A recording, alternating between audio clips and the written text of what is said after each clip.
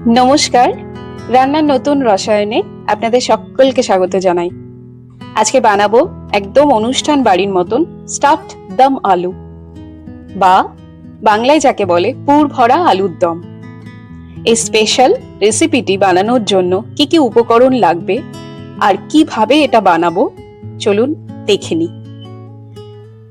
এখানে আমি 1 কিলো আলু ভালো করে খোসা ছাড়িয়ে হালকা ভাপিয়ে নিয়েছি। এবার চাকু দিয়ে আস্তে আস্তে আলুর মুখটা কেটে ভেতরের গর্ত করতে থাকবো। চাকু দিয়ে বা ছোট চামচ দিয়ে হোক আমরা আস্তে আস্তে কুড়ে নেব। আস্তে আস্তে করবো যাতে ফেটে না যায়।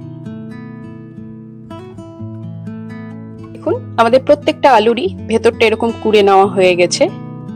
এবার পরবর্তী ধাপে যাই। একটা ছোট্ট প্যানে আমরা এলাচ, দারচিনি, শুকনো লঙ্কা, লবঙ্গ, গোলমরিচ, গোটা ধনে এবং গোটা জিরে ড্রাই রোস্ট করে নেব।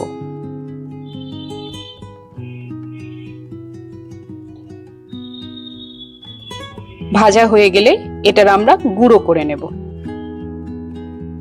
এবার আমরা পুর তৈরি করে নেব। এখানে একটা প্যানে 3 চামচ মতন সর্ষের তেল, 2টো কাঁচা লঙ্কা কুচি এবং 2টো মাঝারি সাইজের পেঁয়াজ কুচি দিয়েছি।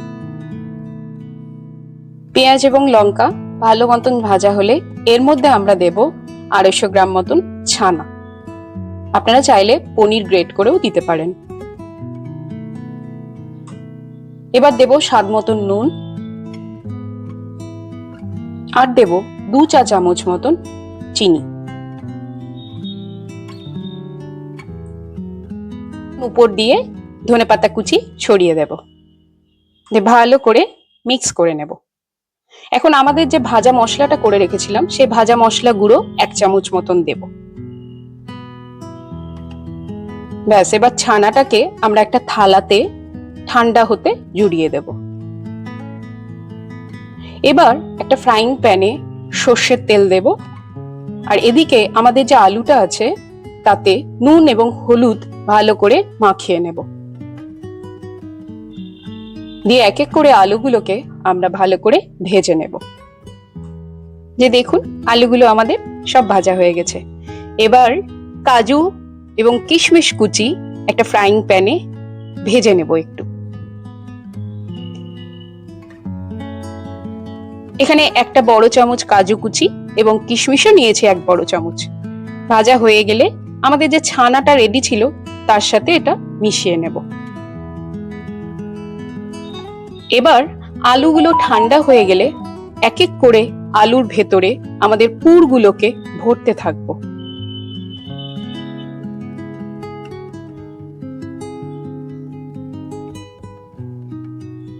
এই যে দেখুন পুর ভরা হয়ে গেছে।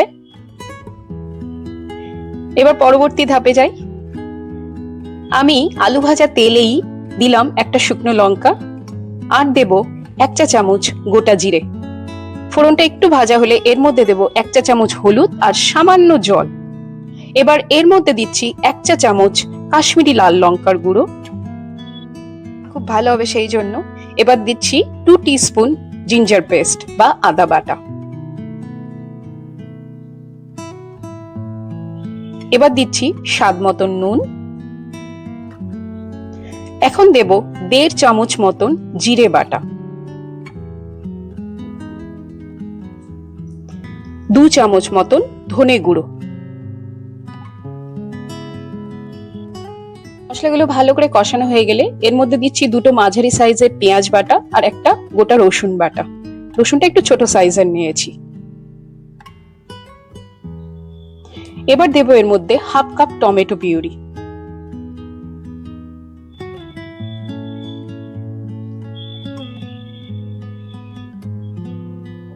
এবার এর মধ্যে দেব 2 চামচ মতন টক দই।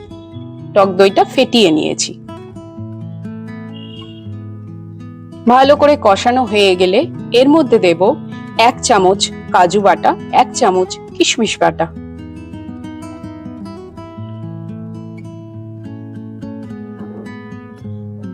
দেখুন মশলা থেকে ভালো তেল ছেড়ে দিয়েছে। এবার এর মধ্যে দেব পরিমাণ মতন গরম জল।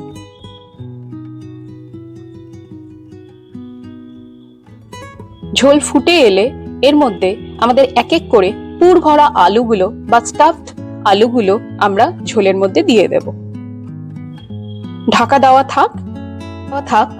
আমি পাশে একটা ছোট্ট ফ্রাইং প্যানে 2 চা চামচ মতন ঘি নিয়েছি। ঘিটা গরম হলে এর মধ্যে 2টো এলাচ বাটা আর একটা দারচিনির ছোট্ট স্টিক বাটা দিয়েছি।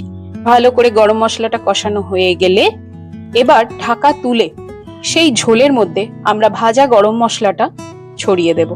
দিয়ে আস্তে করে খুন্তি দিয়ে নাড়তে থাকবো যাতে আলুগুলো ভেঙে না যায়।